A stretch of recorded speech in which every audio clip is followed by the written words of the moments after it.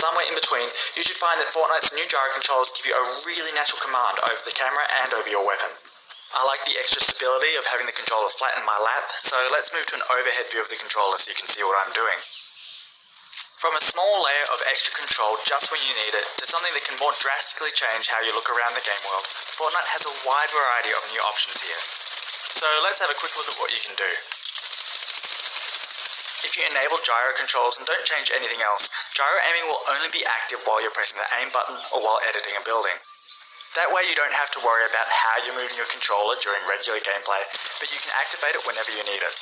Of course, aiming with the look stick still works as normal, even while gyro is active.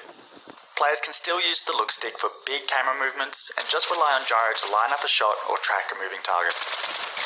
Other players like to have their gyro always on. If that's how you're playing, it's usually a good idea to customize your controls so that you have a gyro modifier button. Pressing and holding the gyro modifier button will disable the gyro so you can reposition your controller without messing with the camera. Playing like this, you could even do away with the look stick entirely if you really wanted to. But let's try something different with the stick. When gyro controls are enabled, you also have the option to use flick stick. Flick stick lets you turn the camera by rotating the stick. When you first point the stick in any direction, you'll make a smooth and quick turn to face that direction. For example, pull the stick back to quickly look behind you, or if you're taking fire, point the stick in that direction to see where it's coming from, and let gyro aim take care of the rest. Once the stick has been engaged, rotating it will rotate the camera.